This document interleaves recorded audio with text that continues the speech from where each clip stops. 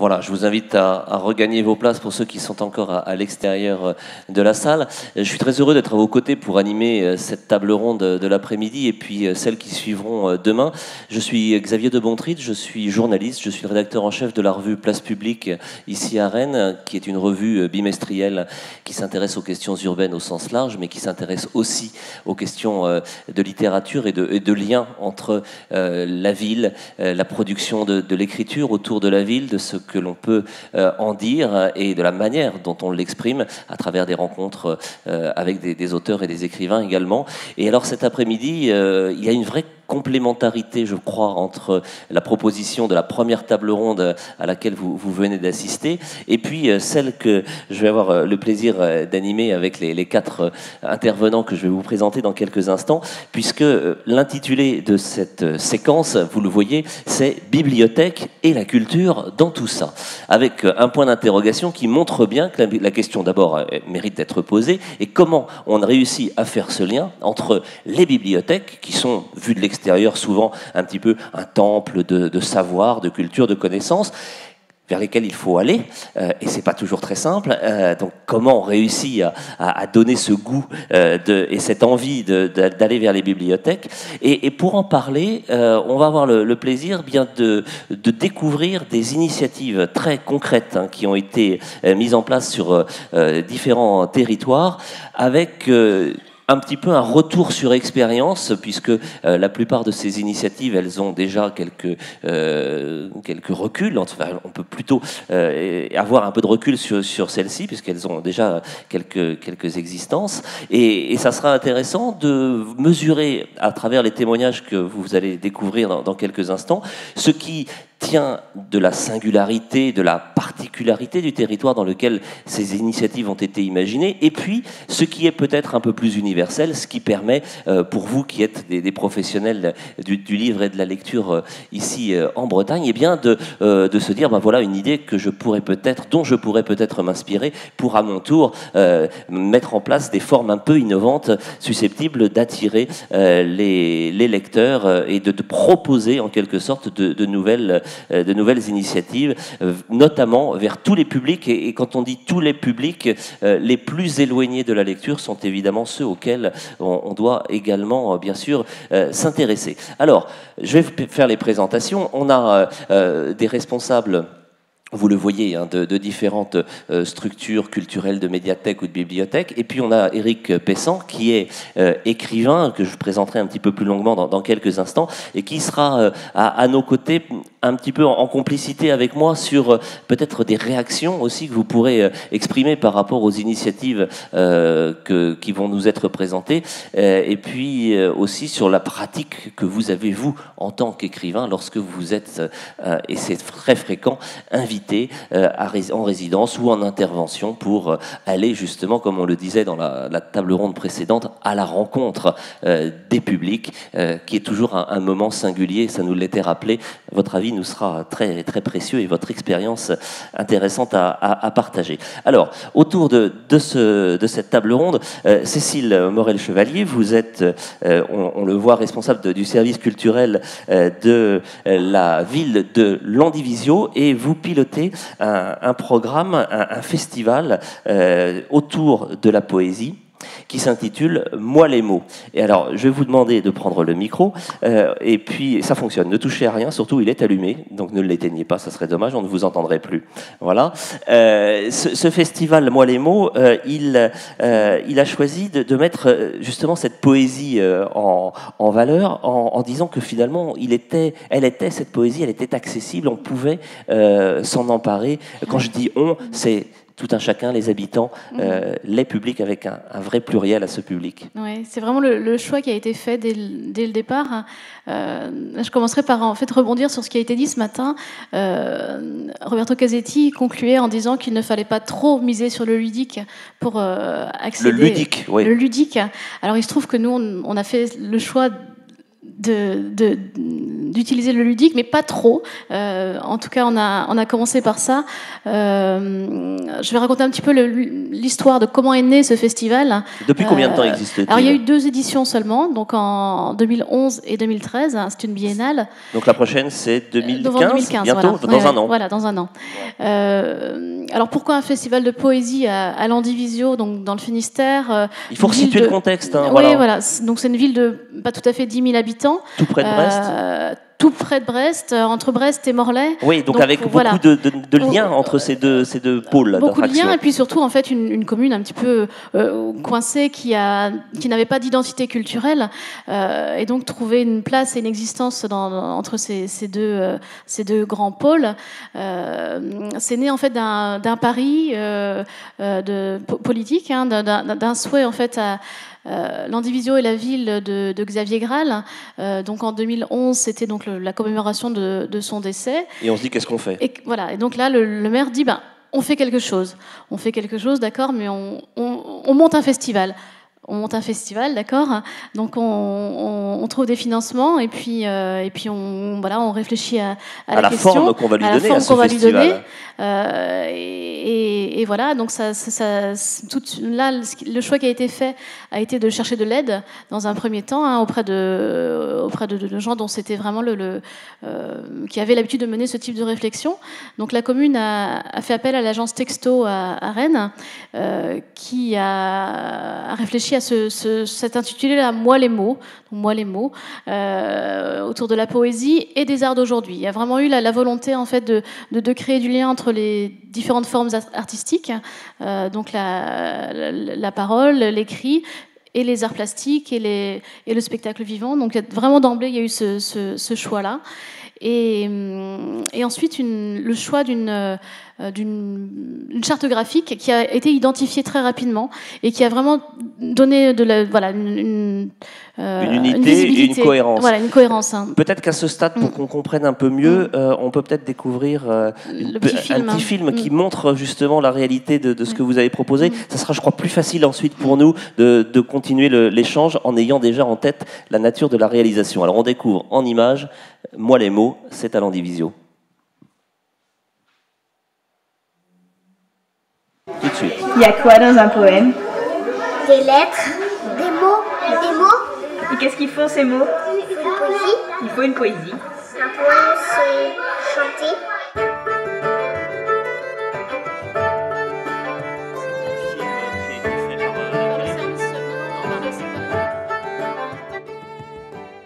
La poésie, un espace où on s'échappe.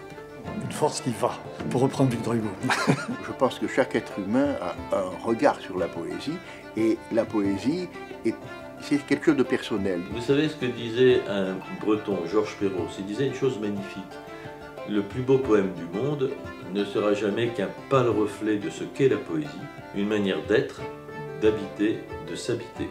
Apprenez, lisez et rencontrez des poèmes que vous aimez. Prenez le temps de découvrir que la poésie est un art nécessaire qui aide à vivre et à grandir.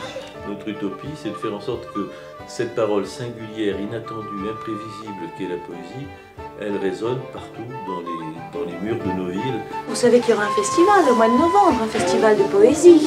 Ce sera la fête. Il y aura des poètes partout, il y aura des conférences, il y aura des lectures de poésie, il y aura des jeux, il y aura des spectacles. Quand j'ai vu ce « moi les mots », j'ai rajouté « moi les mots, l'émotion ». Sans émotion, il ne peut pas y avoir d'écriture poétique.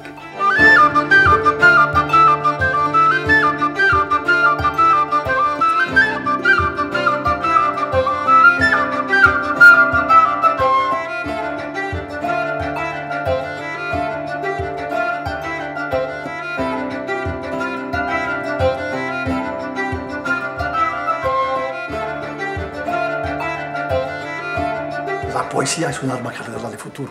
Ça, c'est de Raphaël Alberti. La poésie est une arme chargée de futur, je sous-titre.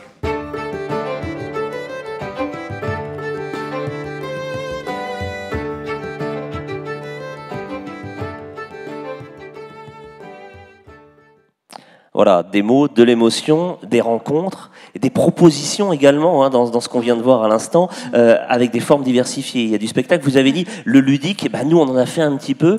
C'était un préalable pour justement donner envie, parce qu'au départ c'était pas forcément très facile de comprendre la proposition. Non. Donc, comme on disait tout à l'heure, on a travaillé vraiment en direction de différents publics, et surtout les publics qui, a priori, n'auraient pas franchi les portes de la bibliothèque. Donc, même si l'intitulé c'est bibliothèque et la culture dans tout ça, nous, on est vraiment sortis. Vous êtes allés hors les murs, voilà, comme on dit. Complètement hors les murs et dans des endroits assez improbables. On m'a parlé d'une banque, c'est vrai ça? On est allé dans une banque, effectivement, avec un poète un midi, sur un temps de réunion. Et parce qu'on parle des publics invisibles, mais c'est pas forcément toujours ceux qu'on croit, c'est aussi les cadres. C'est aussi donc on est rentré dans les bureaux de notre chef comptable. On est allé voir notre directeur général. Donc on a vraiment essayé de au sein de la bibliothèque, ou des services au sein culturels de la mairie de la ville.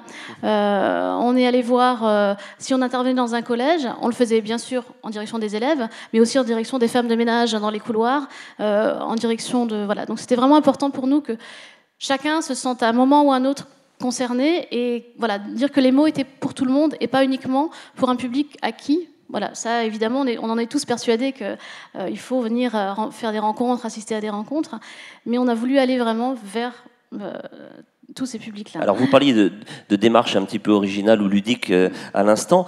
Les mots sont allés à la rencontre des habitants sous des formes assez inattendues. J'ai dans les mains une petite planche de mots, justement, ça tombe bien, qui est un autocollant que l'on peut coller, découper pour constituer, pour s'approprier les mots en quelque sorte. Ça a fonctionné ça a très bien marché, ce petit truc-là? Ça a très bien marché, donc tout le monde jouait avec ça. On avait justement dans la banque, on a laissé des petites planches de mots, voilà aussi. Vous pouvez en lire quelques-uns peut-être, parce qu'ils sont savoureux. Donc, on va de squelette, imaginé, flamboyante, business, bric et de broc, spatial, pensive, tripotet, accélérat, kiffe la life, bidouilla, ronrona, ouais, bof, j'avoue. Il y a même des mots en breton, hein, je vois à la fin, là, il y a aussi des mots bretons. Et donc les mots, les gens ont vraiment joué avec ça pour construire des poèmes et se les dire. On a vu tout à l'heure dans le petit film, une salle comme celle-ci qui était vraiment vraiment pleine. On avait fait venir donc des comédiens qui avaient installé des turbines qui ont fait voler des poèmes. Et donc on s'est retrouvés avec des gens d'horizons très très différents. On avait les enfants de l'aire d'accueil des gens du voyage qui avaient mis leur plus belle robe et les rubans dans les cheveux, avec des personnes adultes handicapées, avec des scolaires, et qui en fait se retrouvent avec ces mots-là qui tombaient du ciel, et qui se retrouvaient avec « t'as qui toi ?» Neruda ou Rilke, et chacun disait « oh, je connais pas, mais c'est beau !» Et donc ils se retrouvaient en fait à échanger ces mots-là. On se retrouvait après chez le boulanger en disant... Les mots créent du lien dans cette aventure. Ouais. Les gens se parlent. Ouais, complètement, et il y a un après. Ouais. Est-ce que justement, on a dit, c'est tous les 2 ans, ça dure quelques semaines, et puis voilà, qu'est-ce qui se passe entre les deux? On maintient sous tension cette énergie-là? Il y a vraiment une attente. Comme on disait, on a eu... C'est une semaine, hein, le festival en tant que tel, mais évidemment, c'est beaucoup de rencontres et de médiations en amont et qui se prolongent. Tout à l'heure, Brigitte Mouchel était dans la salle, elle est allée au petit salon, disait-elle. Brigitte Mouchel, elle est artiste plasticienne et elle est intervenue donc en tant que poète et plasticienne, puisqu'elle a investi un lieu où elle a écrit des textes à même les murs, et elle est intervenue auprès des personnes handicapées. Et elle disait, c'est un peu une frustration, c'est que c'est très très fort et en fait on n'a qu'une envie, c'est de continuer. Et donc voilà, on s'y attelle, on fait en sorte que entre ces 2 années-là, des ateliers continuent, des rencontres puissent se faire. Et voilà, c'est...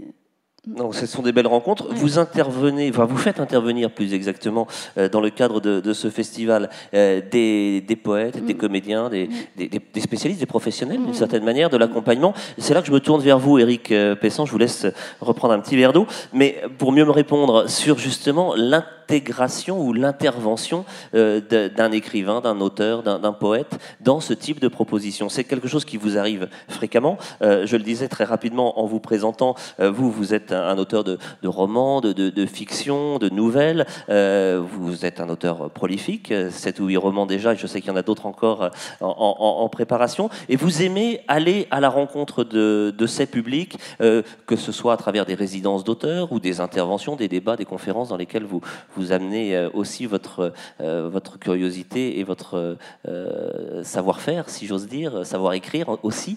Qu'est-ce que ça suscite, cette opération de l'Andivisio chez vous, quand vous connaissiez l'aventure? Non, je ne connaissais pas l'aventure, enfin je me suis renseigné avant de venir, mais non, je ne connaissais pas du tout cette aventure-là. D'abord, en fait, tout à l'heure, j'avais plein de choses à dire sur la table ronde précédente. Oui, je vous ai vu, vous avez failli lever la main, et puis la parole ne vous a pas été donnée. Voilà, je me suis dit que j'aurais la parole à un moment, donc c'est pas très grave. C'est vrai qu'au jour d'aujourd'hui, un écrivain qui n'a pas d'autre métier, ce qui est mon cas, j'ai démissionné de mon dernier emploi il y a 12 ans maintenant, pour me consacrer à la littérature. Qu'est-ce que vous faisiez dans une vie antérieure, Eric ? Je faisais de la radio, je m'occupais d'une radio associative à Nantes, une radio faite par des étudiants, et j'étais responsable d'antenne. Mais déjà de la transmission, de l'oralité. Voilà, c'était un boulot aussi où il fallait beaucoup aller chercher des subventions, mais du coup on va en parler, c'est bien. Donc j'ai décidé de me consacrer, en fait, très concrètement, j'ai eu de l'argent public, une bourse du Centre national du livre, qui me permettait de prendre 6 mois sabbatiques. Et j'ai pris 6 mois sabbatiques il y a 12 ans. Voilà. Donc je n'ai jamais repris mon travail depuis. Je me consacre à la littérature, à écrire, à dégager du temps pour mon écriture et à ce que j'appellerais le paralittéraire, c'est-à-dire l'animation d'ateliers, l'animation d'actions diverses et variées. J'ai travaillé pour des bibliothèques où on me demande d'animer des rencontres. J'ai programmé aussi des rencontres d'auteurs. J'en programme je fais la pub, au premier trimestre 2015 au Triangle. À Rennes. À Rennes, il y a 6 auteurs qui vont venir, que j'ai invités. Voilà. Il y a évidemment à la base de tout ça une nécessité économique. Au jour d'aujourd'hui, un auteur qui n'a pas un autre métier, soit il est rentier, soit il vend des caisses de livres, mais même en vendant pas mal, c'est extrêmement difficile de vivre de son activité littéraire. Si vous allez sonner à la porte d'une institution, quelle qu'elle soit, pour dire « je veux de l'argent, mais je vais juste écrire, je ne ferai rien pour vous, je vais me mettre dans mon bureau », la fameuse tour d'ivoire. Je vais passer 6 mois dans mon bureau, je ne vous emmerderai plus pendant 6 mois, je vais écrire un roman. Voilà, vous allez évidemment vous faire jeter dehors par la sécurité, voire rouer de coups. On sent le vécu, ou presque. Non, j'extrapole un peu. Donc, on demande à l'auteur d'intervenir. Voilà. Ce qui est en soi, pour quelqu'un qui en a le désir. En l'occurrence, moi, avant de faire de la radio étudiante, je travaillais dans le milieu socioculturel. J'ai une formation un DEFA, un diplôme d'État aux fonctions d'animateur socioculturel. Ça vous rapproche de votre voisine. Voilà, je suis assez proche d'idées d'éducation populaire, etc. Je me trouve à ma juste place quand je fais de la médiation littéraire. Voilà. Sauf qu'après, qu'est-ce qu'un écrivain ? Je vais faire une définition par la négative. Un écrivain, c'est pas un acteur. C'est pas un animateur socioculturel, c'est pas un éducateur, c'est pas un prof de lettres, c'est pas un bibliothécaire. Voilà, un écrivain est quelqu'un qui travaille les mots, qui est plus ou moins à l'aise d'ailleurs dans l'oralisation de ces mots ensuite, et qui écrit des textes. Donc, quand on est invité pour une table ronde, enfin voilà, on accepte, on refuse, on dit oui, on dit non. Quand on est invité pour parler de nos propres livres, c'est encore plus simple. Dès que le cadre dépasse un petit peu, ce qui est intéressant, c'est de savoir quel sens on met là derrière. Est-ce que ça a un sens par rapport à ce que l'on fait ? Vous expliquez les rencontres dans les banques, par exemple. Je trouve ça absolument formidable. Et je vais, à l'opposé, raconter une histoire d'une rencontre avec le comité d'entreprise de la fabrique de pipes à Saint-Claude dans le Jura. J'étais enthousiasmé comme tout, j'ai fait 10 heures de train et je me suis retrouvé dans un guet-apens. Il y avait de la neige, ça a été très compliqué de finir. J'allais à Besançon, on m'amenait en voiture, enfin c'était très compliqué. Je me suis retrouvé dans un guet-apens face à des gens qui disaient « J'espère que vos livres, ils ne sont pas tristes parce que nous, on a vraiment besoin de se divertir, faites-nous rire ». Donc voilà. Il y avait une erreur de casting là, peut-être. Et donc là, en tant qu'auteur, on est brusquement, là, enfin, il y avait l'enthousiasme se délite assez vite, et on se retrouve pris à contre-emploi, en otage, à contre-emploi de quelque chose. Et en fait, ça s'est très mal passé. J'étais fatigué, j'étais énervé, je n'ai pas du tout été aimable. Donc, pas drôle non plus, forcément, donc, du coup. Qu'est-ce qu'ont eu ces gens? La confirmation que les écrivains sont sinistres, ne savent pas discuter, s'énervent vite. Mais en fait, à un moment, j'ai fini aux insultes avec un homme qui me disait « Mais de toute façon, vous êtes un Parisien, qu'est-ce que vous savez de la vraie vie des gens ordinaires, enfin voilà, pour faire le débat, etc. » Bon, j'habite dans un village de 1000 habitants dans le vignoble nantais. J'ai jamais vécu à Paris, enfin bref, peu importe. Mais il y avait une proposition soi-disant alléchante, mais rien de mis en place, qui donne du sens, qui prépare, qui fait que cette rencontre-là, en amont, elle est possible. Alors justement, cette rencontre, comment on la prépare? C'est une question à laquelle vous allez tous les trois pouvoir répondre chacun dans les expériences qui sont les vôtres, mais je vous redonne juste un instant la parole, Cécile Morel-Chevalier, pour savoir comment justement, une fois qu'on a décidé de consacrer un festival à la poésie dans la patrie de Xavier Graal, et qu'on se dit, ben voilà, on va être un petit peu original dans la manière de faire, comment on accompagne les écrivains, les poètes que l'on invite aussi à faire rencontrer le public, puisqu'il y a ça aussi, pas que dans la proposition de Moi les mots. C'est effectivement beaucoup de temps de médiation en amont. Pour être très concret, c'est vrai qu'on travaille beaucoup avec les écoles. Donc le festival a lieu en novembre. Dès avril-mai, on rencontre les enseignants. On leur fait des propositions en disant voilà, on invite une quinzaine d'auteurs. Avec qui est-ce que vous souhaitez travailler? Est-ce que vous souhaitez travailler avec eux? Est-ce que vous les connaissez? Nous, on fait en sorte d'amener aussi tous les éléments pour donner envie. C'est vraiment l'idée, de donner envie. Alors, il y a des connivences qui existent déjà. L'idée, c'est d'en créer de nouvelles. Par exemple justement, la banque, comment ça se passe? Voilà, on appelle le directeur, on dit on a une idée, c'est un peu bizarre. On parle beaucoup de mécénat, on parle beaucoup de... Donc voilà, on leur dit est-ce qu'on peut faire un échange de pratiques? Vous nous donnez des sous et on vous donne un peu de poésie. Et il se trouve que ça a fonctionné. Voilà. Bon, vous nous donnerez l'adresse du banquier tout à l'heure pour que d'autres comme que vous puissent se lancer dans l'aventure. C'était une première aussi pour eux, ils étaient étonnés de la démarche que vous faisiez. Quelle réaction avez-vous eu? Étonnés, mais agréablement surpris. Après, voilà, on sait avec qui ça peut marcher aussi. Mais là où on a été très surpris, c'est sur le marché. On est intervenu sur le marché avec les souffleurs dont je parlais tout à l'heure, qui sont des comédiens qui se promènent avec des très grands tubes et donc ils soufflent des poèmes à l'oreille des passants. Et là, on a eu des réactions assez, tout simplement mitigées. Alors, toutes très positives, sauf la dernière, où la marchande de légumes, le poissonnier, le passant se voyait remettre un poème, et ça a créé des choses vraiment incroyables. Voilà, des moments, une bulle, un temps en fait qui était offert, et ça a été très très apprécié. Un vrai moment de poésie dans la rue. Voilà, dans la rue, ouais, et qui était personnalisé. Enfin, c'était et on a eu une réaction d'une personne qui dit mais je vois pas l'intérêt. Voilà, c'est ça aussi. Un refus de s'ouvrir aussi, voilà, sans doute, peut-être une souffrance intérieure qui matérialisée de cette manière-là. Une forme d'agression aussi, sûrement. Donc, c'était absolument pas l'objectif.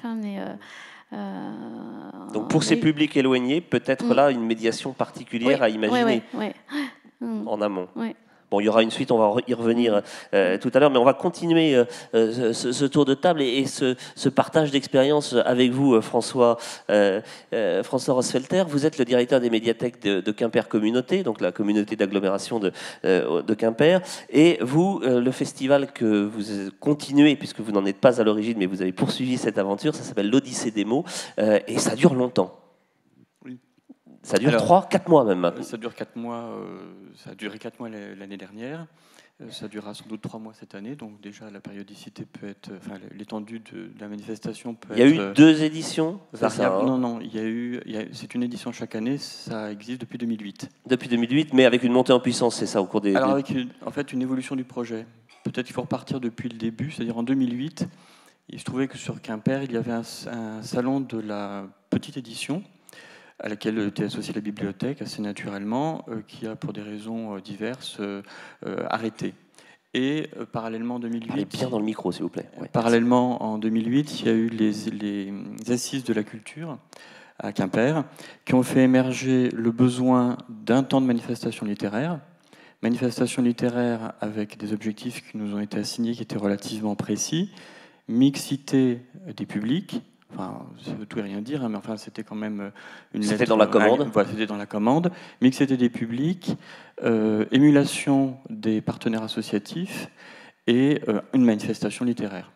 Donc, je crois qu'au départ, il y a eu une petite mésentente, non pas mésentente, mais en fait, chacun a compris un peu ce qu'il voulait. Incompréhension, voilà, serait plus juste, entre la partie des élus qui revoyaient pour eux plutôt un salon, ce qui n'était pas du tout l'objectif de la bibliothèque, et la bibliothèque était plus dans un temps de manifestation autour de la médiation, de rencontres d'écrivains, mais pas forcément de vente de livres, ou accessoirement. On comprend bien qu'à un moment donné, il faut aussi vendre des livres, et un écrivain vit aussi de la vente des livres, donc c'est pas incompatible, mais ce n'est pas l'objectif principal. Ce n'était pas l'objectif unique. Au départ, la manifestation avait lieu sur un week-end,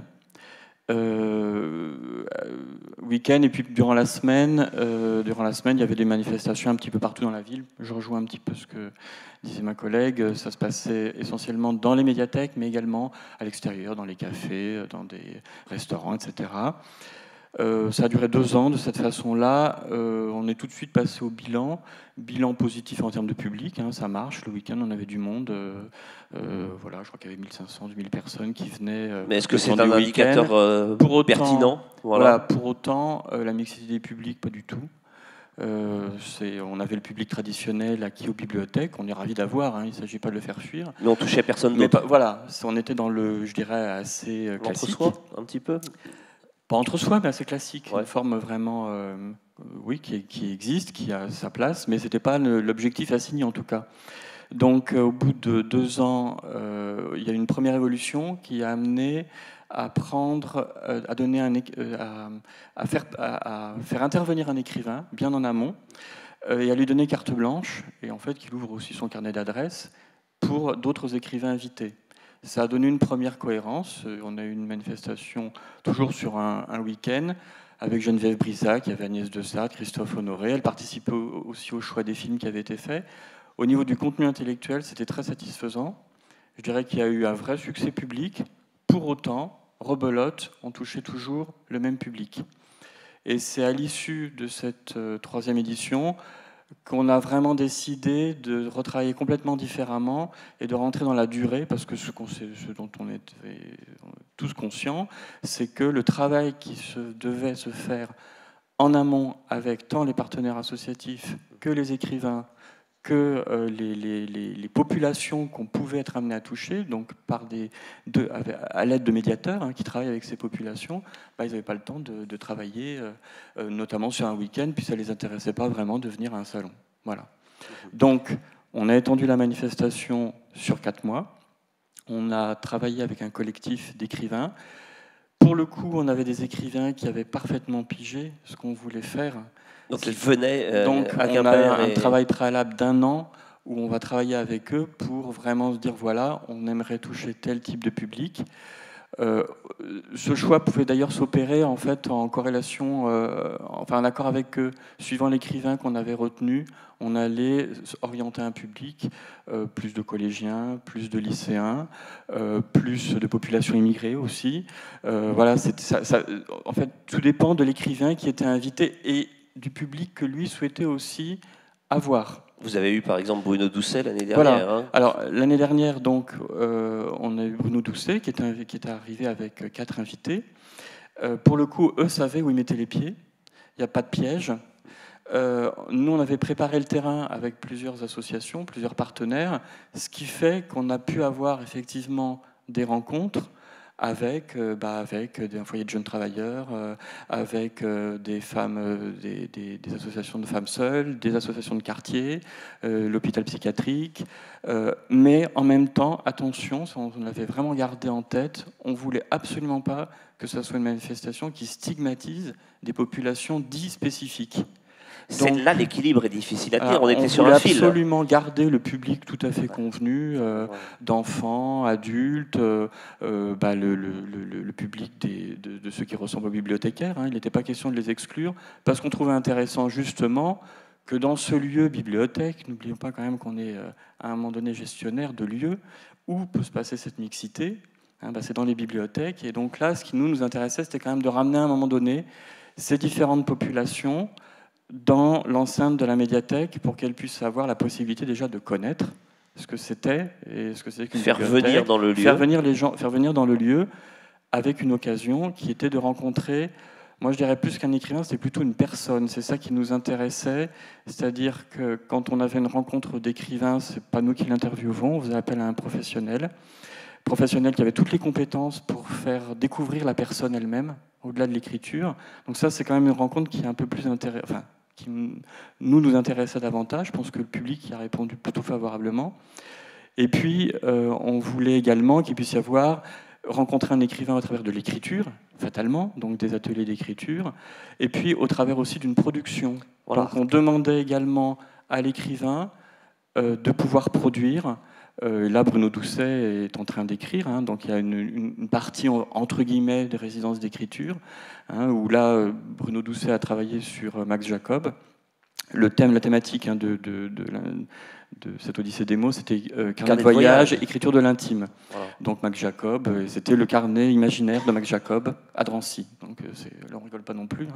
Mais c'est vrai que pour autant, ça je rejoins tout à fait ce qui a pu être dit, le sujet, quel qu'il soit, ne présageant rien de l'accueil populaire, puisque pour cette thématique-là, qui était quand même relativement assez confidentielle dans sa thématique, carnet de voyage, écriture de l'intime, ça peut faire peur, ça peut impressionner. On a accueilli 1850 personnes qui ont effectivement rencontré à un moment donné ou un autre un écrivain. Vous insistez à l'instant, François Rosfelter, sur cette notion de rencontre et d'altérité, de dialogue entre les publics et les écrivains. C'est une dimension importante, ça, Éric Pessens, qu'on soit, j'allais dire, un peu à hauteur d'homme. On l'a entendu dans la table précédente, même si le terme n'a pas été explicitement employé, mais on sent bien qu'il y a eu la volonté d'être dans un dialogue, les yeux dans les yeux, d'une certaine manière. Oui, tout à fait. Je vais donner peut-être au long de cette table ronde quelques expériences négatives, parce que ça sert d'exemple. Elles sont toujours utiles aussi. Mais voilà, elles sont utiles. Mais bon, quand même, globalement, la plupart des expériences se passent bien. Enfin, une majorité des expériences se passent bien, sinon ça fait un moment que je ne quitterai plus ma maison. Rassurez-vous, vous êtes heureux d'être avec nous aujourd'hui. Voilà, je suis très heureux d'être là. Oui, cette notion de rencontre, elle est importante. Mais c'est vrai que pour que la rencontre ait lieu, il faut que tout soit mis en place avant. Et puis voilà, il faut créer les conditions de la rencontre. Ça fait 2 expériences que j'entends, où j'entends que les conditions sont mises en place afin de faciliter la rencontre, et surtout de faciliter la rencontre avec une personne. Ça me plaît beaucoup. Je redonne une mauvaise expérience, une expérience où j'ai fait des ateliers d'écriture. J'ai intervenu 4 fois dans 20 lycées en région Pays de Loire. Et les informations qu'avaient eu les lycées, c'était qu'ils recevraient un écrivain. Un écrivain générique. C'est comme un médicament sans étiquette. Donc j'étais un écrivain générique. Ces rencontres sont plutôt bien passées, mais il n'y avait aucune possibilité de dialogue autour de textes que j'aurais pu faire, etc. C'est-à-dire qu'ils recevaient un écrivain. Donc j'étais la quintessence de l'écrivain, donc le maître étalon de l'écrivain. Alors que c'est faux, alors qu'on a vu, Marie Delasserre, Olivier Rosenthal, sont des personnalités complètement différentes. Je crois que cette rencontre avec un individu, elle est importante. Et ce que j'aime bien aussi dans ce que vous avez dit, c'est ce que j'entends, c'est quand vous dites on fait appel à un professionnel. Des fois, il y a quelqu'un dans l'équipe qui peut faire ça très très bien. Mais une rencontre, ça ne s'improvise pas non plus. C'est pas alors ça parle de quoi votre bouquin? Et puis l'auteur y parle. Et des auteurs sont très à l'aise pour parler. Des auteurs, il faut leur couper la parole tellement qu'ils parlent.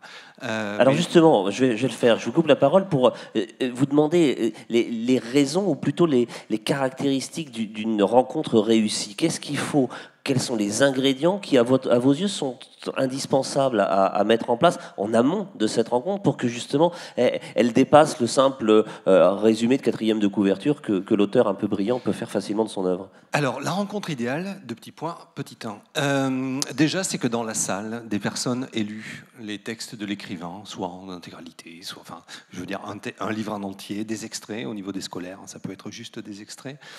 C'est-à-dire qu'il y ait eu une... Je crois que toute la difficulté de l'organisation d'une manifestation littéraire, quelle qu'elle soit, c'est aiguiser le désir. Il faut que le public qui sera là dans la salle ait envie et du plaisir, soit là parce qu'ils veulent rencontrer ce type ou cette fille qui a écrit ce texte-là, qui a écrit ça, qui leur a posé question, qui les a interrogés. Ça peut être des choses très très difficiles, ça peut être des œuvres extrêmement dérangeantes, etc. Ça leur a posé question et donc ils ont envie. Voilà. C'est dans ce sens-là que finalement la rencontre doit se produire. On commence à lire l'œuvre et on découvre l'auteur ensuite. C'est pas l'auteur qui va donner envie de lire le bouquin. On n'est pas ça peut marcher dans ce sens-là peut-être. Mais... Alors ça peut marcher, il y a des redoutables showman, hein, mais on n'est pas des VRP, c'est-à-dire que on voit bien que si on est dans un cadre... Je change de cadre. Le cadre rencontre en librairie après une rentrée littéraire. On est invité, on sort un bouquin... le fin août, parmi les 600 et quelques, il y a des libraires qui nous invitent. Certains libraires font ça très bien, certains libraires ont un auteur par jour, et l'auteur vient, parle de son bouquin, en signe 2 exemplaires aux 3 personnes présentes, parce qu'il a réussi à en faire fuir une, et le lendemain, il est dans une autre ville. Là, il n'y a pas de rencontre, il ne se passe rien.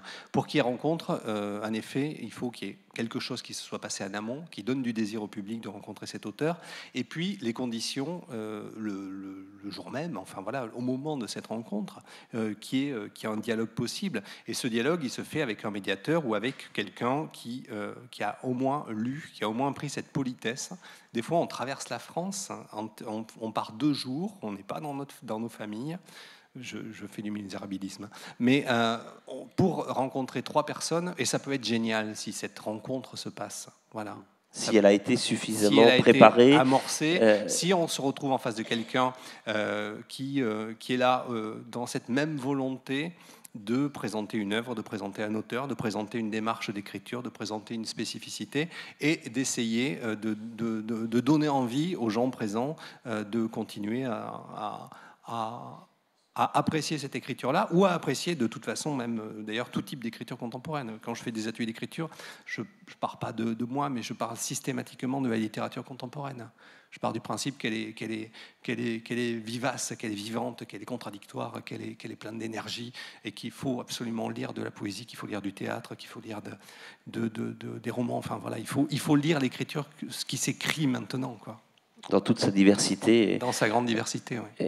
Et justement, François Rosfelder, cette approche-là que vient de rappeler à l'instant Éric Pessan, dans l'Odyssée des mots, vous la mettez en œuvre, cette préparation, ce dialogue avec les écrivains. Dans vos équipes, j'imagine que vous avez aussi collectivement sans doute des missions, peut-être les uns et les autres, d'accompagnement et de facilitation pour que ce dialogue puisse fonctionner de manière féconde. Bien sûr, on essaie de les préparer et puis on essaie de rencontrer les partenaires. On a aussi quelques beaux ratés. Enfin,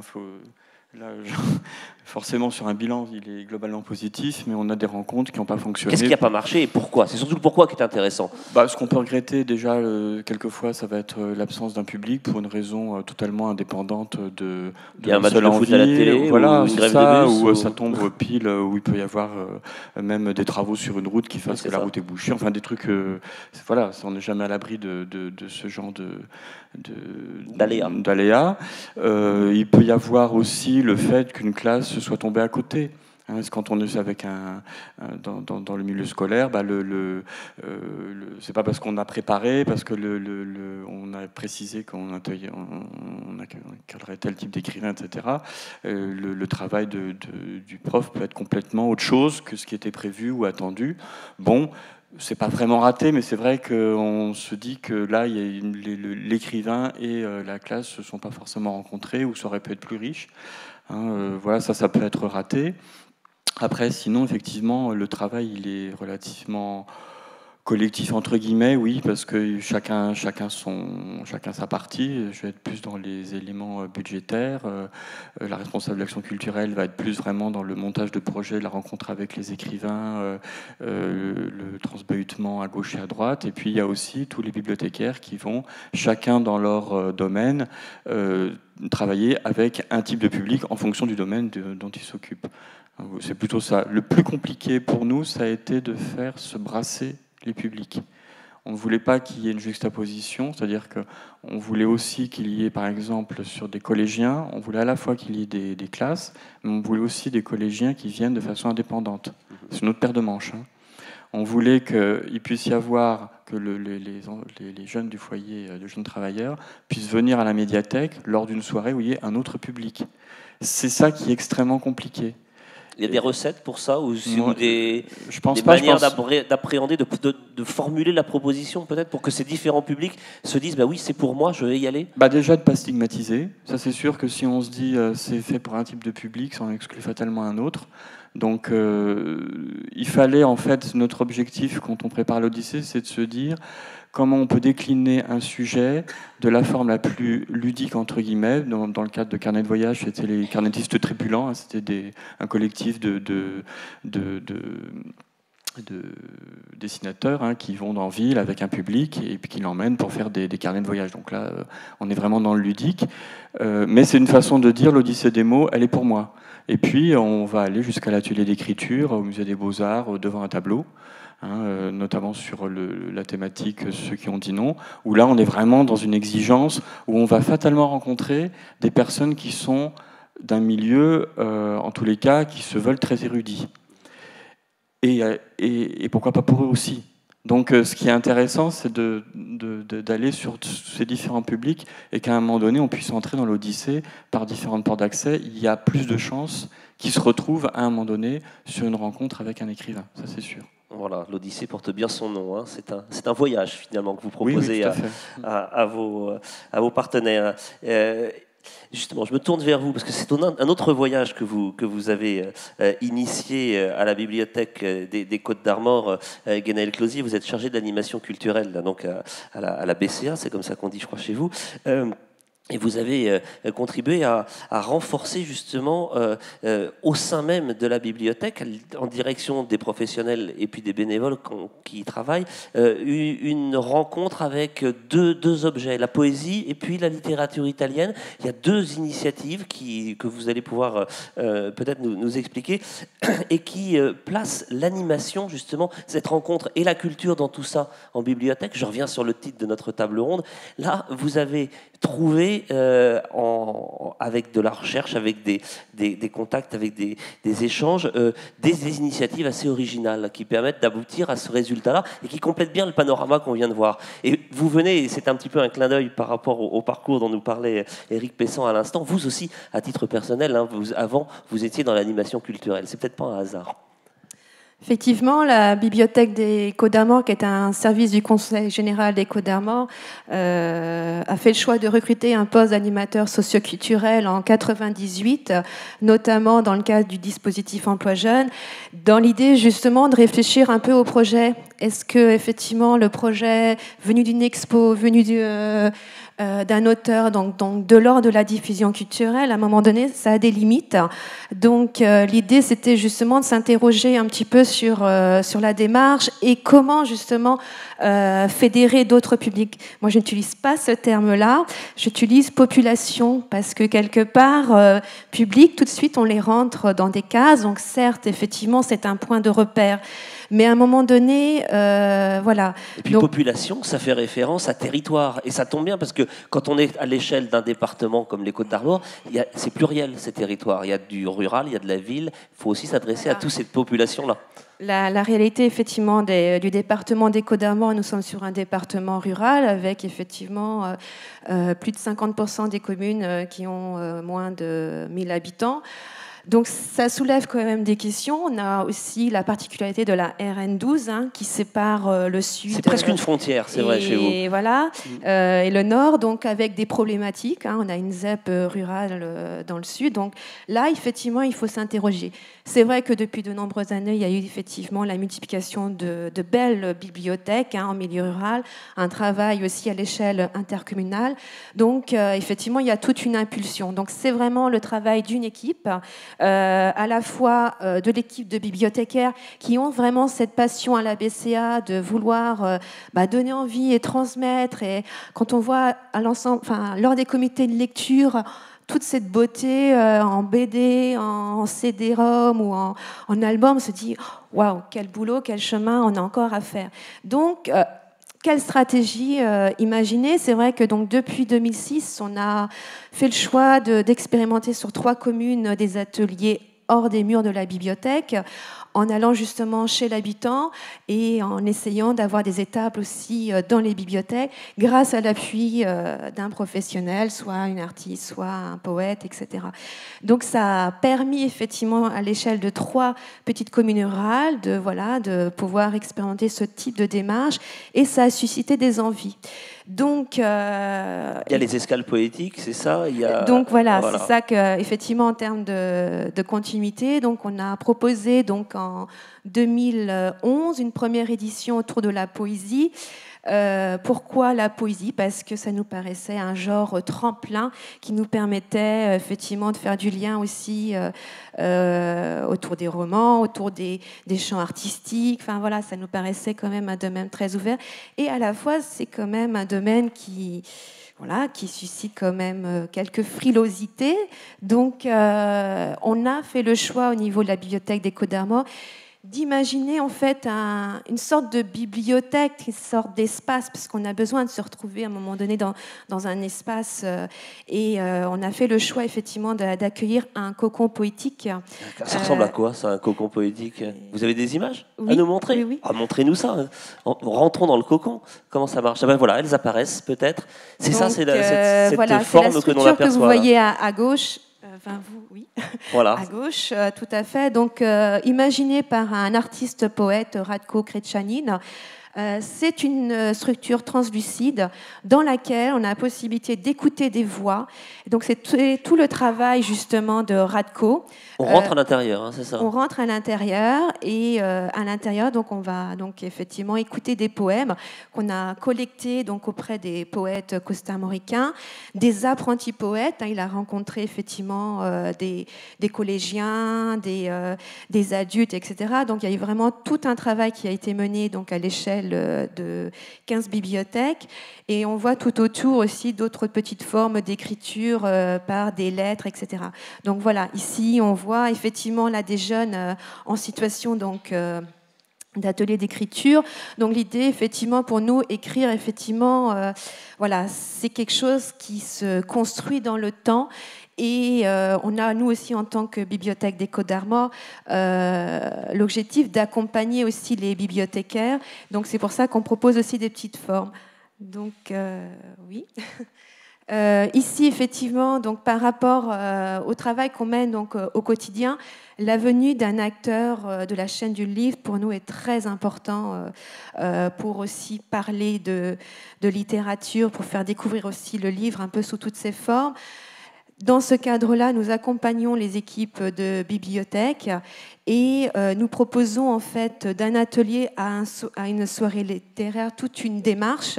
Donc là, on voit en l'occurrence Jean-Marie Berthier qui anime tout un atelier donc avec des scolaires. L'idée vraiment, c'est de montrer que qu'il y a possibilité de créer ensemble, de pouvoir aussi donc découvrir aussi les mots des auteurs, mais aussi les mots des participants. Ça peut être des enfants, ça peut être des ados, et à un moment donné de les inscrire, dans un espace. Donc là, en l'occurrence, on voit sur la photo de droite donc Yvon Lemaine, qui est là, qui est présent là devant une assemblée de 202 villageois. C'était d'une petite commune de 700 habitants qui a fait vraiment tout un travail pendant 6 mois, donc avec des scolaires, avec le conseil municipal, des jeunes enfants, avec les élus, etc. Donc là, il y a vraiment eu tout un travail de création, de lecture. Voilà, nous, on souhaite vraiment que ce travail vraiment s'inscrit dans un projet de territoire et qu'il y ait vraiment toute une création donc, collective. On n'oublie pas non plus, dans le cadre de ce projet, la place du libraire. Là, c'est souvent effectivement un moment... On en parlera demain. Il y a voilà. Dans les tables rondes de demain, on va beaucoup parler des librairies aussi. C'est un moment très précieux, puisque quelque part, c'est soit après la soirée ou avant la soirée, tout dépend des circonstances du lieu d'accueil. Voilà, on a la possibilité de dédicacer son livre. Et j'ai entendu dire qu'après la soirée littéraire, les enfants reproduisaient la manière de dire les poèmes. Et ça, c'est merveilleux, quoi. Donc, se dire que derrière ça, il y a des créateurs. On parlait de théâtre tout à l'heure. Voilà, ils vont être dans une posture, ils vont avoir un projet quelque part. C'est ça aussi, à un moment donné, on se pose la question, mais pourquoi le public ne vient pas ?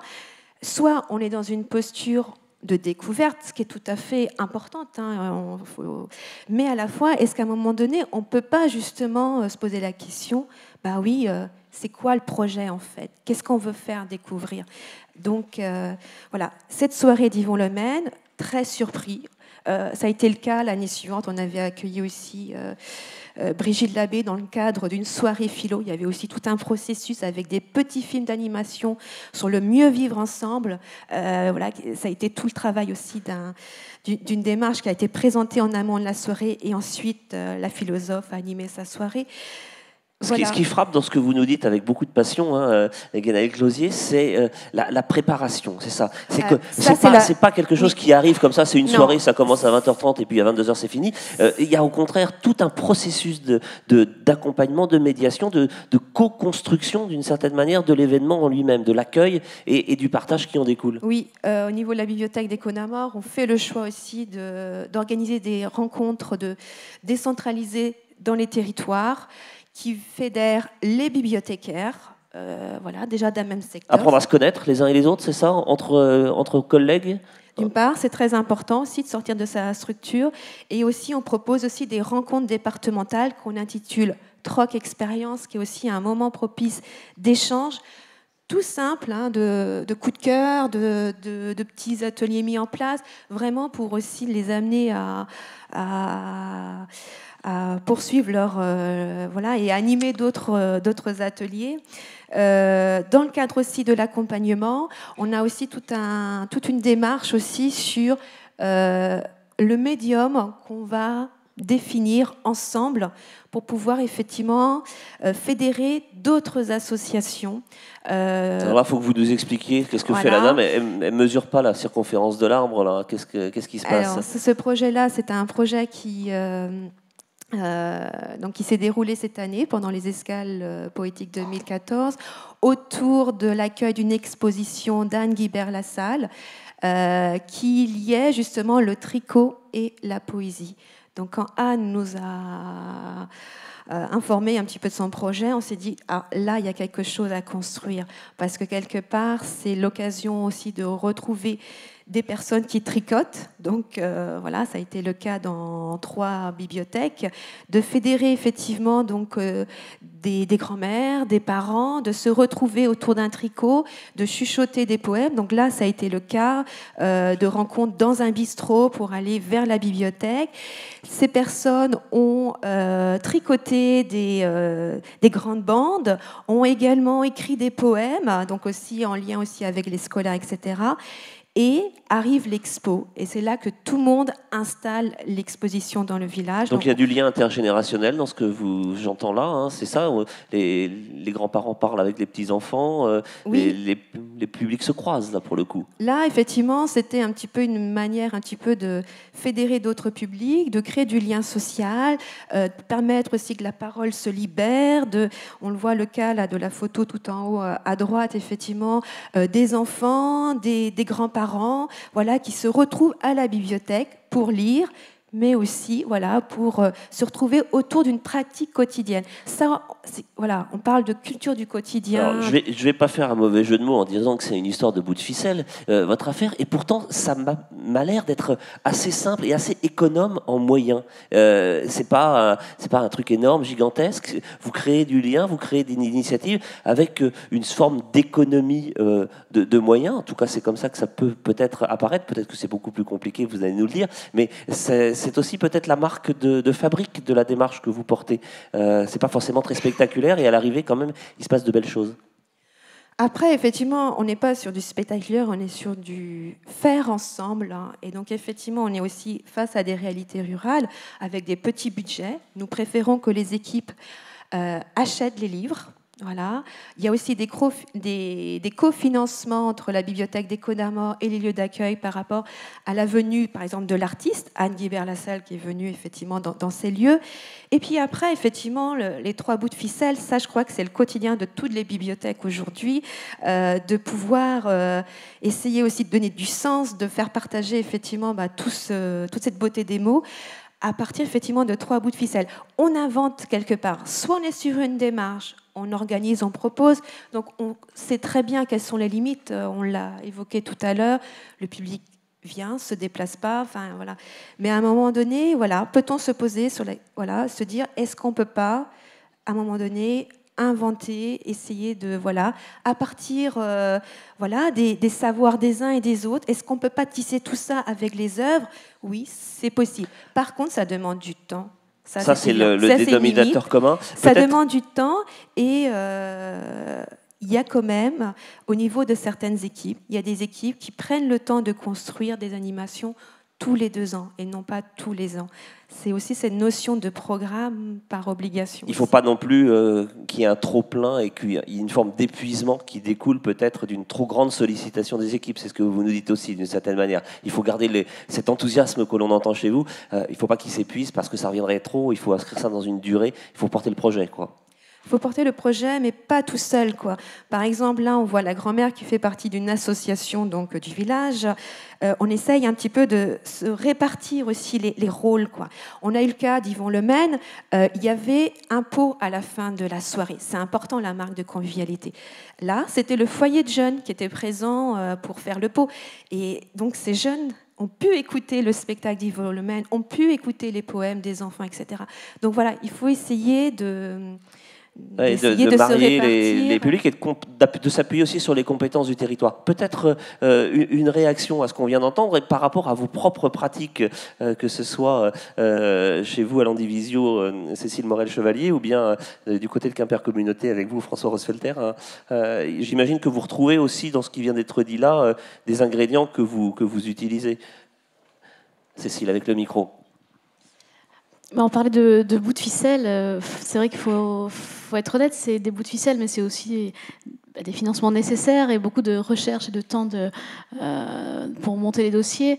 On a la chance d'être accompagnés. C'est clair qu'une commune de 9000 habitants, 9500 habitants, ne pourrait pas porter un projet comme Moi les mots sans être accompagné par le conseil général, le conseil régional, la DRAC, on espère l'année prochaine, le CNL, la SOFIA.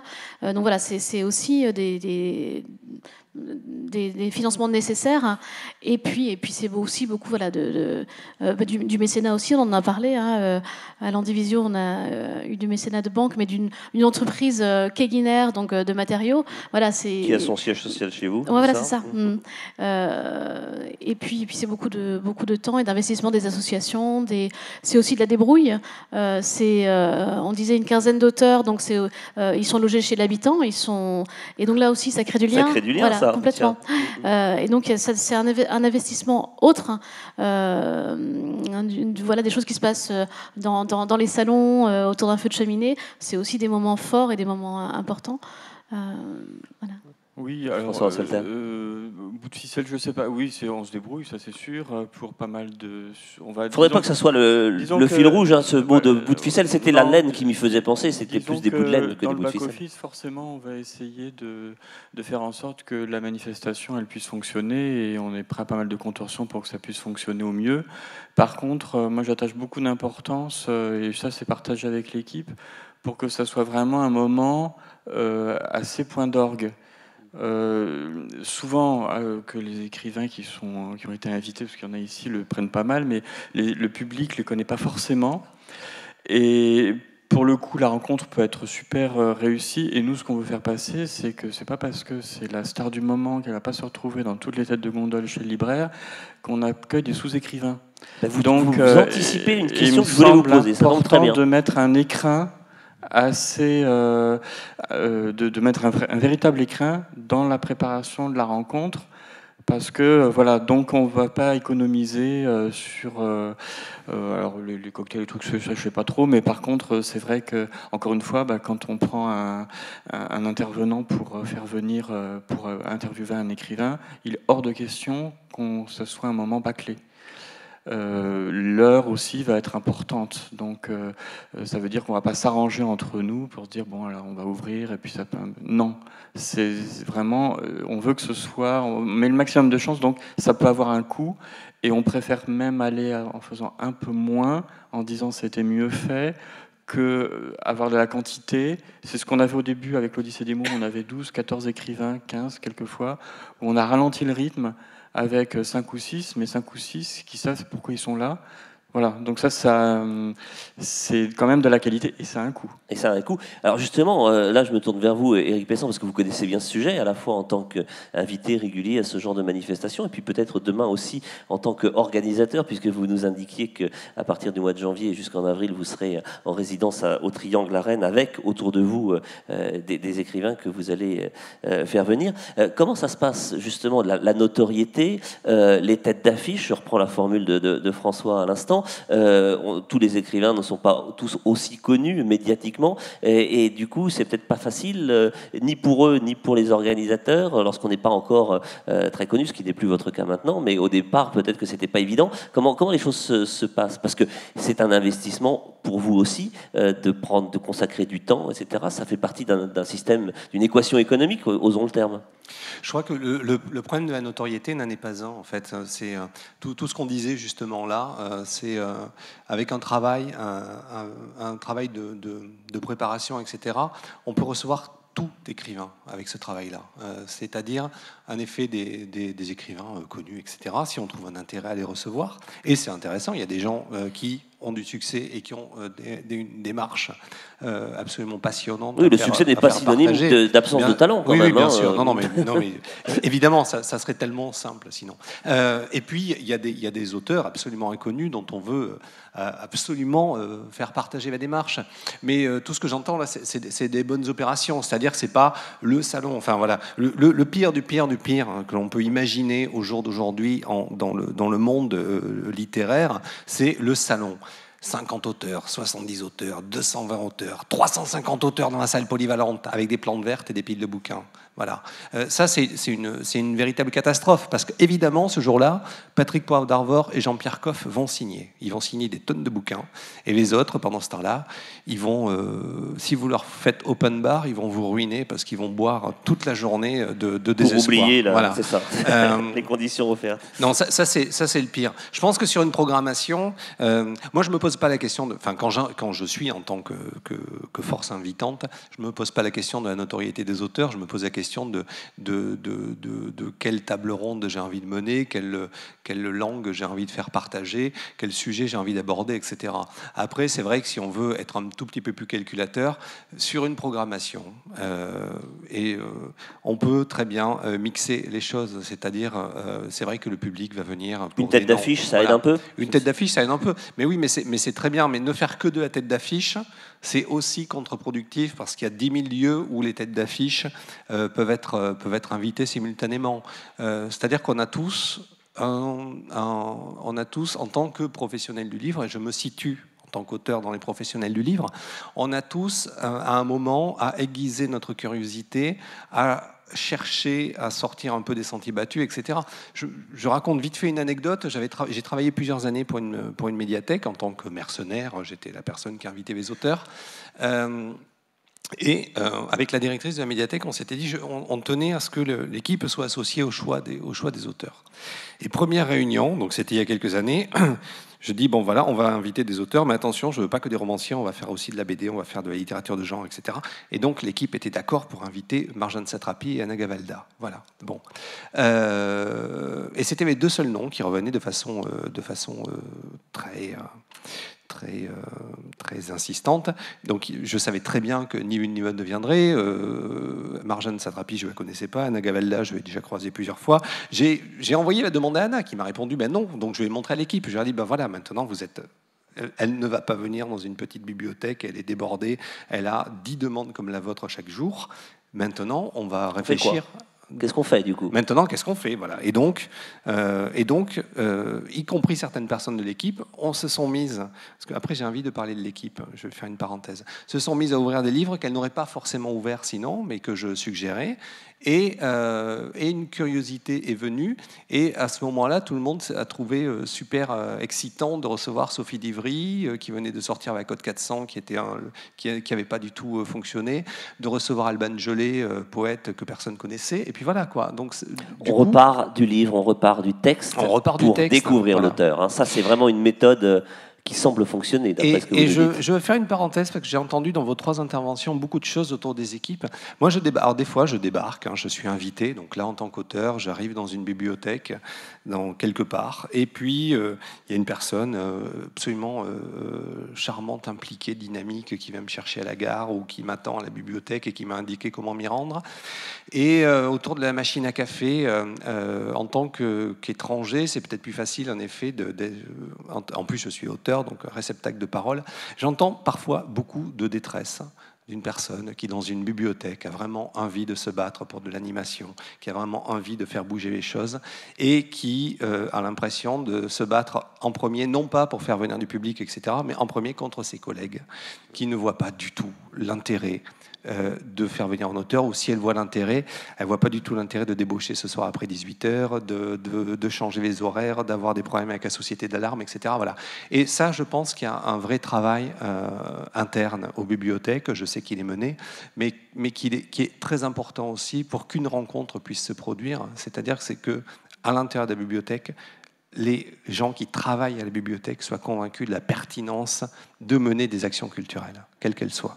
Et c'est la qualité de l'accueil qui vous est réservée qui en dépend. Guénaël Closier, ces limites ou ces difficultés qu'évoque Éric Pessan, et on sent qu'il y a vraiment du vécu aussi dans ce que vous nous dites là. Est-ce que ça se passe peut-être aussi comme ça quelquefois chez vous ? Et comment vous réussissez à convaincre et à entraîner vos collègues et de dire si ça vaut peut-être le coup de faire un peu d'heures sup ou de travailler différemment, parce que là, on va faire d'autres propositions à nos populations. Je reprends votre formule. Donc effectivement, par rapport à la question d'un travail d'équipe, on est effectivement nous proposons effectivement des rencontres mensuelles pour faire des points d'étape par rapport à l'évolution du projet. On invite effectivement les collègues à participer aux rencontres et à voir ce qui se passe pendant la soirée, voire même à ouvrir la soirée avec l'élu, parce que dans ce cas-là, moi je ne suis plus là, ni l'équipe. Hein. Donc concernant ce qui se passe sur le terrain, là, c'est effectivement, nous, on oblige les équipes à suivre des formations. Il n'y aura pas d'auteur. Voilà, il faut d'abord qu'il y ait cette formation préalable. Il faut qu'on fasse un travail en amont, qu'on puisse connaître effectivement ces livres, qu'on puisse se dire qu'est-ce qu'on va faire en matière d'animation, de sensibilisation, avec quel partenaire on va coopérer, etc. Il y a une méthodologie préalable. C'est un contrat, c'est une convention d'ailleurs qu'on signe avec la collectivité, disant que la BCA s'engage financièrement, pour tel montant et qu'il y aura telle ou telle condition. Bon, c'est très arbitraire. Après, on a aussi des temps, voilà, qui se passe tout autour. On intervient, nous, sur des sites départementaux, dans des jardins, etc. On essaye, au regard effectivement des lectures hors mur, dans ces cadres-là. Ça se passe le dimanche, c'est puisqu'on travaille en transversalité avec le service, d'autres services du Conseil général. Et là, on fédère nos collègues, les chauffeurs, les bibliothécaires, les secrétaires. Ils auront tous un rôle. Et je vous avoue que sur la rencontre qu'on a faite sur Angela Duval en 2011, on en voit encore les photos, c'était magique, quoi. On a des collègues, une fois l'installation faite, qui ont emprunté donc le film d'Angela Duval et qui le dimanche parlaient d'Angela Duval. Donc voilà, il faut à un moment donné dans le travail d'équipe effectivement prendre du temps. Ça se fait pas une année, je pense. Enfin, ouais. Mais voilà. Après, il y a des contraintes aujourd'hui. Hein. C'est pas tout rose. Hein. Effectivement, on est effectivement dans un rythme quand même très mouvementé. Il y a les accueils de classe, il y a les rythmes scolaires, il y a tout ça qui fait qu'à un moment donné, il est important d'avoir des appuis, soit à l'échelle du département ou à l'échelle d'une communauté de communes ou auprès de grandes bibliothèques. C'est important qu'il y ait des relais pour accompagner tout ça, quoi. Alors, je pense qu'à ce stade, vous avez certainement des questions et des envies d'intervenir dans le débat. Donc, on va pouvoir vous passer un micro et que vous puissiez intervenir. Peut-être juste avant, le temps que vous réfléchissiez à la question, une petite question avec des réponses rapides, mais je crois que le sujet est quand même intéressant. Ce qui concerne, et c'est en rebond à ce que nous disait Guénaël et aussi Éric Pessan à l'instant, sur la découverte d'auteurs inconnus ou d'ouvrages qu'on n'avait pas forcément envie ou même dont on ne connaissait pas forcément l'existence. Est-ce que vous avez pu, chacun dans les domaines qui sont les vôtres, au travers des expériences que vous menez, mesurer avec cet indicateur-là, j'allais dire, le taux de rotation ou la découverte d'ouvrages qui sortent jamais d'habitude dans les bibliothèques et puis tout d'un coup, grâce à cette initiative-là, vont se mettre à circuler, eux aussi. Est-ce que ça se passe comme ça dans le rayon poésie oui. De l'Andivisio ? Oui, c'est assez amusant. Moi. C'est évident que le travail qui est mené auprès des scolaires joue un rôle important, mais parce qu'on accueille pas mal d'auteurs en direction de la jeunesse, mais c'est assez amusant aussi de voir que les enfants amènent les parents et s'échangent les livres entre eux. Et on a vu tout à l'heure rapidement une image où on a beaucoup de gens qui feuillettent. Les libraires n'ont jamais autant vendu de poésie que la semaine de Moi les mots. C'était assez...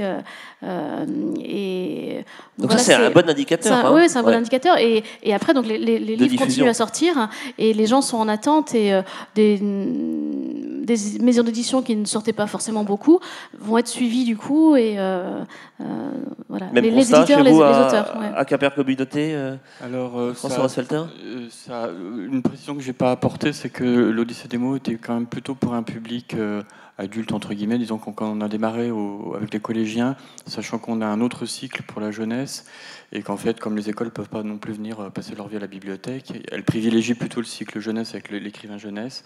Et donc on va se retrouver avec un public plus adulte. Donc j'ai moins cette mesure-là d'auteur pour la jeunesse. Ce qui nous a été remonté, la vraie remontée que je peux avoir, c'était de Muriel Zach du collectif Ceux qui ont dit non, donc qui est aussi directrice de collection chez Actes Sud, et qui, elle, a noté, Actes Sud avait noté qu'il y avait une augmentation des ventes sensibles de cette collection-là, dont on avait rencontré les auteurs. Sur Quimper, c'est pas compliqué, il n'y a qu'un libraire, donc lui, il a fait des retours de vente. Donc là, on a vu qu'effectivement, il y avait un effet, et là, ils étaient assez surpris eux-mêmes. Comme quoi, la médiation, pour le coup, incite à la lecture. Parce que comme il y avait la publication d'un livre chez Actes Sud, eux attendaient que ce livre-là soit vendu. Or, en amont, pendant l'Odyssée des mots, il y a eu une vente supérieure de la collection, sans le titre qui avait été... Avant même le titre phare qui était susceptible de déclencher davantage de ventes. Chez vous aussi, cette sortie d'ouvrages un petit peu moins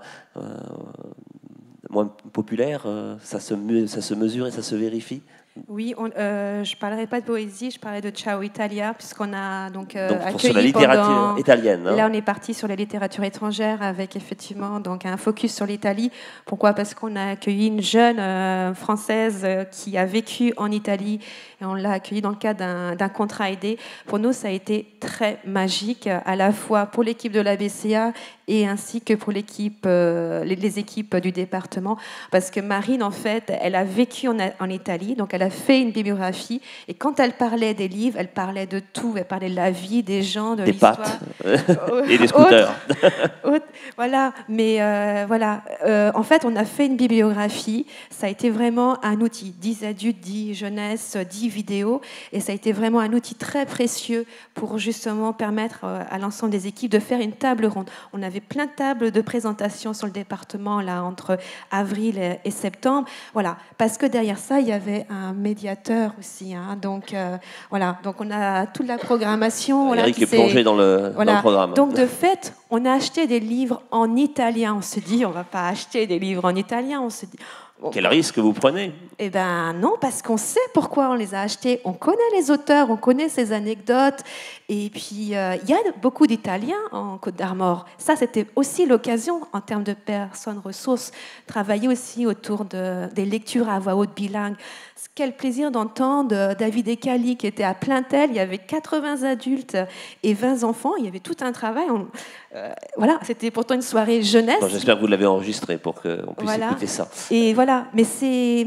Voilà, derrière ça, il y a toute cette sonorité des mots, quoi. Il y a le livre, mais voilà. Il y a l'oralité qui mène aussi à la lecture plus intime. Des questions dans la salle. Hein. Je me tourne vers vous. Les micros vous sont donnés. Il suffit de lever la main. 1, 2, 3. Questions ou témoignages ou commentaires ou réactions par rapport à des initiatives que vous avez pu également mener dans les différentes structures qui sont les vôtres et qui pourraient peut-être introduire une nuance par rapport à ce que nous avons abordé ou une précision complémentaire. C'est le moment de profiter. Oui, monsieur, je vous vois, ça y est. Oui, bonjour. Joël Carmonton, je suis écrivain. Je voulais juste témoigner un peu de l'impression que j'ai avec ma pratique. C'est qu'il me semble que dans tous les lieux, en fin de compte, où les rencontres d'auteurs peuvent avoir lieu, que ce soit dans les librairies, dans les bibliothèques, je ne sais pas, dans les salons ou dans les lieux culturels, tout à l'heure on parlait du triangle, il me semble quand même que c'est paradoxalement dans la bibliothèque où, en fait, il m'apparaît le plus compliqué de faire exister la création littéraire comme un mode de relation, en fin de compte, entre une équipe de bibliothécaires, de lecteurs et puis un auteur. Et pour quelle raison ? Vous pouvez préciser peut-être ? Alors, je ne sais pas, c'est juste je le constate, et j'aurais aimé poser la question aussi aux personnes qui sont là. Qu'est-ce qui explique qu'en fin de compte, ça ne va pas de soi que la création littéraire soit un mode de rencontre entre des lecteurs et puis des auteurs dans le cadre de la bibliothèque. Puisqu'il y a des bibliothèques, on sait très bien, qui n'accueillent pas forcément d'auteurs ou de résidences de création ou d'ateliers d'écriture. Alors, qui souhaite répondre ? François ? Enfin, chacun peut avoir un point de vue complémentaire. Je suis moyennement d'accord avec vous sur dans les expériences que j'ai pu avoir sur le fait que la bibliothèque soit pas forcément le lieu. C'est pas toujours facile, je dirais, suivant le bâtiment lui-même, ça c'est sûr, qu'il y a des contextes pas évidents. Après, ça peut être vraiment bien et assez constructif, et parallèlement, je généraliserai pas. Je pense qu'il y a des contre-exemples. Après, sur la difficulté littérature et bibliothèque, c'est assez juste que c'est vrai que pour travailler par cycle, donc on a un cycle sciences, un cycle jeunesse, un cycle cinéma, un cycle image.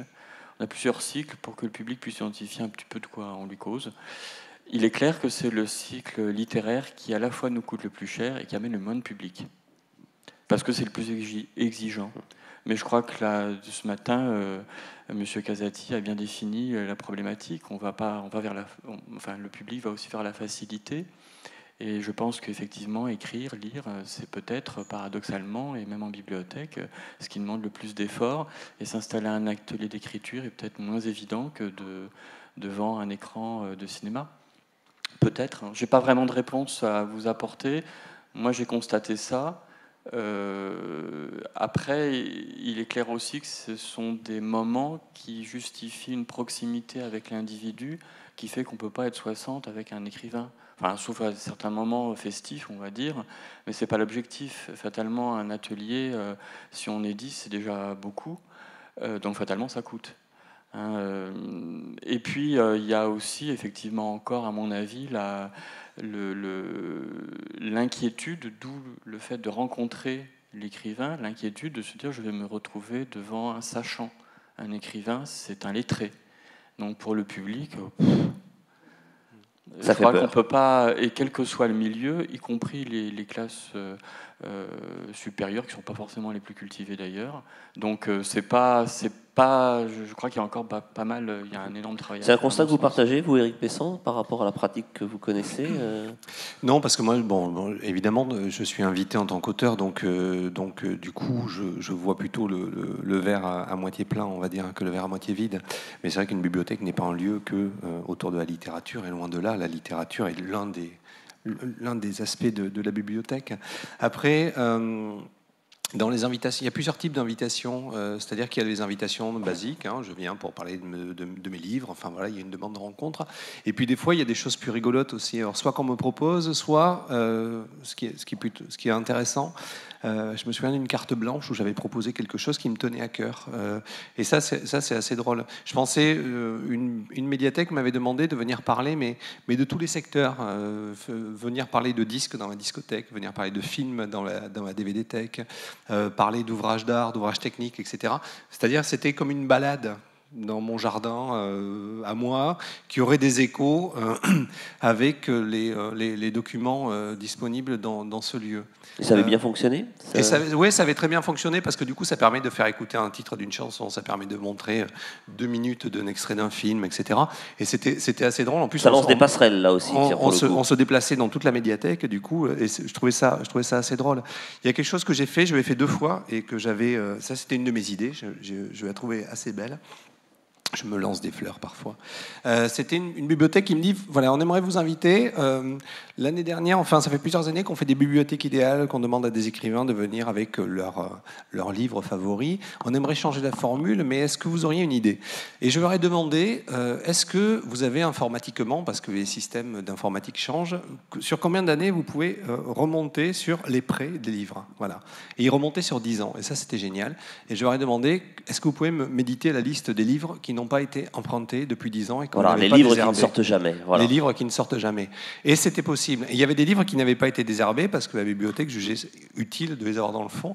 Et je l'ai fait 2 fois dans deux médiathèques, une présentation de livres, certains, et brusquement je me rends compte qu'un livre qui fait partie de mon panthéon littéraire est là depuis 10 ans et personne n'a mis la main dessus. Et c'est d'une tristesse absolue. Et donc voilà, je faisais des présentations de livres jamais lus. Et en tout cas, jamais lu depuis 10 ans. L'autre, on remontait à 6 ans, mais c'était quand même assez intéressant. Et du coup, ça a donné une seconde vie à ces livres-là, et ça, c'était assez génial, parce que, évidemment, il y avait des listes d'attente sur des livres qui étaient là, pleins de poussière, depuis hyper longtemps, quoi. Voilà, comme quoi, là encore, une forme de médiation, puisque c'est vous qui, avec vos mots, votre regard, avez suscité le désir, l'envie de découvrir ces ouvrages qui, pour des tas de raisons, alors peut-être pouvez-vous nous préciser lesquels, on n'en parlait plus, ou ils n'étaient plus mis en avant. Qu'est-ce qui expliquait le fait qu'on les emploie plus, ces bouquins ? Il y a un truc qui tue le livre, c'est l'adaptation au cinéma. Une fois que le livre est adapté au cinéma, il est mort. Plus personne ne le lit. Ça par contre, ça c'était une des rares constantes des livres magnifiques. Alors ça dépend si on dit, mais si vous lisez le livre, ça va être encore mieux que dans le film. Mais il faut ramer un peu quand même. Mais pour revenir sur votre remarque, moi je crois qu'il y a quand même pas mal de curiosité, pas mal de bibliothèques qui invitent. En effet, c'est compliqué de faire venir un écrivain parce que ça va pas remplir, évidemment, ça va pas remplir les foules. Je crois qu'il y a quelque chose sur lequel il faut être ultra attentif et un message à faire passer aux gens qui financent, c'est la persévérance aussi. C'est pas parce qu'on met en place une première action. C'est d'ailleurs le fil rouge de ces 3 témoignages. C'est la constance, c'est la durée. La constance, la persévérance, la durée permet de mettre en place une politique culturelle autour de la littérature sur un territoire donné avec une population donnée dans le temps. Et voilà. Et s'il n'y a pas ce facteur temps qui est rajouté à ça, si on essaye un truc sur 2 ans et qu'au bout de 2 ans on change de formule radicalement parce qu'on juge que, alors évidemment ça ne veut pas dire qu'il faut reproduire à l'identique, ça peut s'ajuster, etc. Mais si on ne persévère pas, on s'éparpille, c'est du confetti, quoi. Vous souhaitiez compléter peut-être Non, c'est un petit peu ça, la persévérance, et puis admettre aussi qu'on peut se tromper et que parfois des choses qu'on avait imaginées ne prennent pas. Là, je me tourne vers... on a des expériences où on a pu mettre en relation 2 intervenants, et puis finalement, c'était pas forcément ce qui était souhaitable. Et voilà, donc du coup, on a parfois de se dire qu'effectivement, peut-être de notre part, l'anticipation n'avait pas été suffisante. Et puis voilà. Ça marche pas à tous les coups, mais ça vaut quand même le coup d'être tenté. D'autres questions, remarques ou commentaires dans la salle? On peut encore prendre 10 minutes. Profitez-en. Tout n'a pas été dit, sûrement. Vous avez certainement vos propres expériences, vos coups de cœur, ou peut-être aussi, pourquoi pas, vos coups de gueule sur des choses ou des initiatives qui n'ont pas donné les résultats escomptés. Et c'est toujours intéressant de tirer aussi des leçons d'une initiative un peu décevante pour éviter de reproduire les mêmes erreurs. Parce que même si on l'a bien compris dans les 3 témoignages de terrain qui nous ont été présentés, il y a un ancrage territorial très fort avec des spécificités locales dont il faut tenir compte quand on élabore ce type de programme.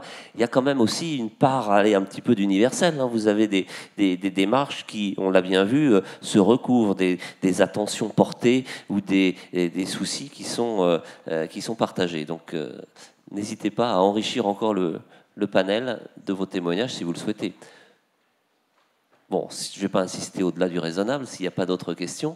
Peut-être alors une dernière qui serait peut-être une forme de question conclusive pour que nous quittions avec cette envie-là. Moi, ce qui m'a frappé en vous écoutant et n'étant pas du tout spécialiste des domaines dans lesquels vous intervenez, c'est que la passion est quand même partout au rendez-vous. La passion, la détermination et la constance, l'inscription dans la durée, l'envie d'emmener des publics au pluriel, sans stigmatisation ni même catégorisation excessive. On essaye de s'adresser à un large public, mais en les associant. Et ça demande évidemment des moyens humains, des moyens financiers, puis des moyens de l'ingénierie culturelle. Alors peut-être la question que je voudrais vous poser en conclusion, c'est qu'est-ce qui vous paraît être le plus important et ce dont vous auriez le plus besoin pour approfondir encore les initiatives que vous menez et les faire rayonner davantage? Est-ce qu'il y a, c'est bientôt Noël, on peut faire des vœux, des attentes particulières dans ce domaine?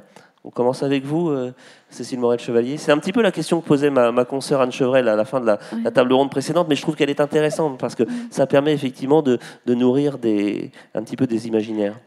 Non, on est tous sur la question des budgets accordés à la culture, et donc c'est évident que c'est quand même le nerf de la guerre, c'est sûr, mais vous parliez de passion, d'envie, et je crois que...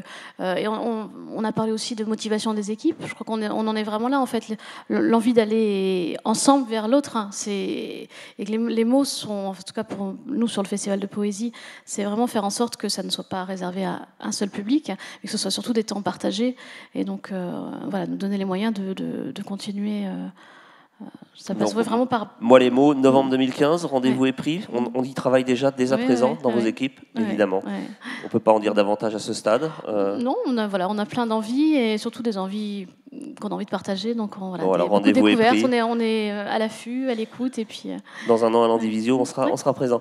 Merci beaucoup, Cécile Morel-Chevalier. Du côté des Rives de l'Audet, comment ça se passe? Comment ça pourrait se passer? Alors, si c'est Noël, effectivement, ce qui nous intéresserait, ce serait de travailler sur la communication. Mais c'est les limites de l'Odyssée des mots, puisqu'il y en a. Il y a même pas mal de limites. Travailler sur 4 mois, c'est plus un événement. Donc, fatalement, il faut trouver un fil conducteur pendant 4 mois. Donc, c'est beaucoup de communication. Ça serait de la campagne d'affichage qui relance, qui tisse un lien visuel Il faut des rebonds dans cette odyssée. proposition. En fait, on travaille pas mal par escale, avec des moments, et donc il y a des moments où il va pas y avoir quelque chose, donc la tension retombe. On est bien conscient que monopoliser 4 mois sur un événement littéraire pour une collectivité, pour une ville, tout simplement, ça paraît délicat. Les réseaux sociaux, le numérique, ça peut être un moyen de toucher des publics, de faire des piqûres de rappel? Pas plus que ça? On n'a pas su faire, en tout cas. C'est peut-être une piste à explorer. Voilà.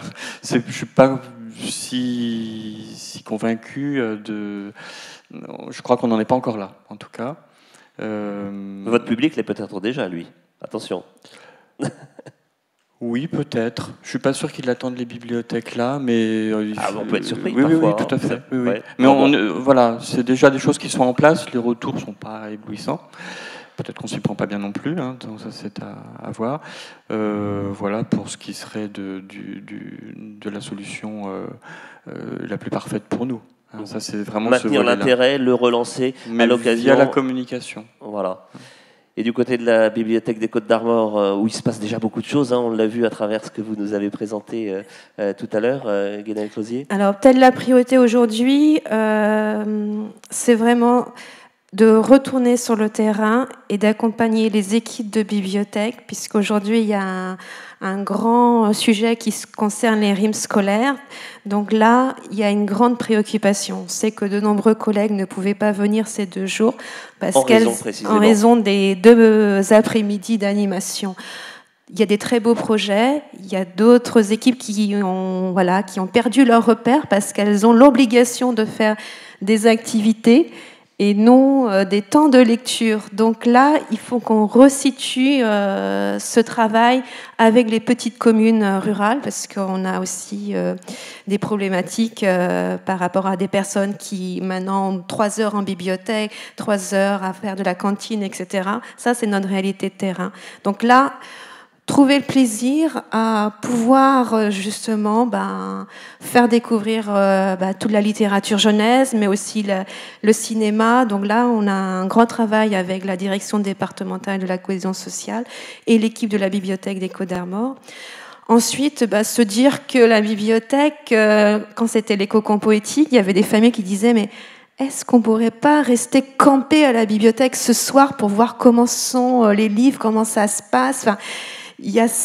on est sur un espace de service public avec ses horaires, mais voilà, on a voulu nous lancer la nuit de la lecture, on va la reporter à un autre moment, mais voilà. Il y a des envies, il y a des attentes. Voilà, c'est aussi voir cet espace sous toutes ses formes et se dire que les livres entre eux, ils parlent, les auteurs entre eux, ils parlent aussi le soir, donc voilà, il y aurait sûrement des choses à inventer sur le plan artistique. Il y a déjà beaucoup de poésie qui s'exprime au travers de cette proposition. Donc voilà, donc essayer de retrouver un magasin zinzin, comme j'aime particulièrement citer, et puis se dire, avec la citation de Paulo Freire que j'aime particulièrement, c'est aller vers les autres avec les autres. Enfin, voilà, c'est presque qui sonne comme presque une conclusion. On va quand même terminer ce tour de table avec vous, Éric Pessan. Je ne l'ai pas précisé, j'aurais dû le faire, mais je pense qu'ici dans la salle, tout le monde le sait, que vous avez été notamment l'auteur de Muette, publié en 2013 chez Albin Michel, et que vient de sortir La Fille au loup, chez un auditeur, peut-être un éditeur moins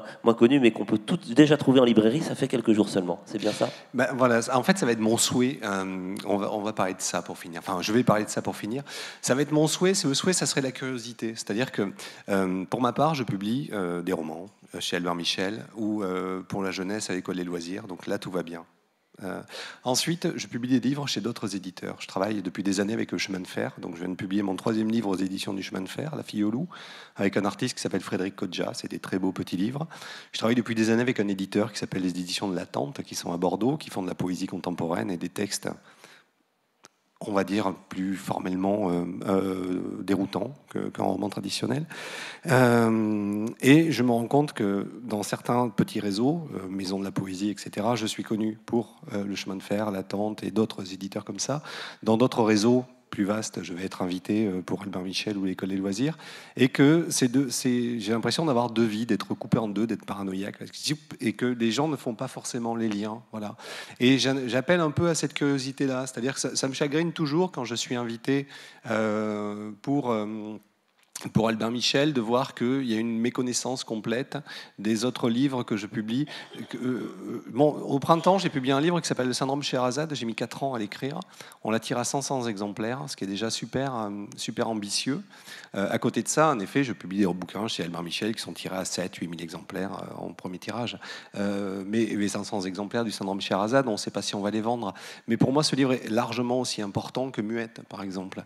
Sauf que c'est... moi, j'ai besoin d'une écriture et de l'autre, de passer l'une à l'autre, de faire de l'expérimentation de forme, de surtout pas me laisser, je veux surtout pas m'enfermer moi-même, devenir le spécialiste du roman ou de la pièce de théâtre ou du roman pour ados. J'ai besoin de cette circulation-là, et je trouve que parfois, quand je rentre dans une bibliothèque, je regarde les bouquins, il y a parfois ce manque de curiosité, qui est aussi, on en revient au nerf de la guerre, un manque d'argent, etc., parce que vous avez Electre, vous tapez, vous voyez tout ce qui est sorti, et il y a tendance à prendre les références les plus connues, les plus faciles à avoir. Les petits éditeurs sont souvent en autodiffusion, donc il faut les chercher eux-mêmes, etc. Enfin, voilà. Mais c'est aussi un problème de budget, je le sais, un problème de budget, de temps, etc. Tout est de toute façon lié. Mais bon, tout à l'heure je disais désir, je disais persévérance, et je vais finir par dire ce joli mot, curiosité.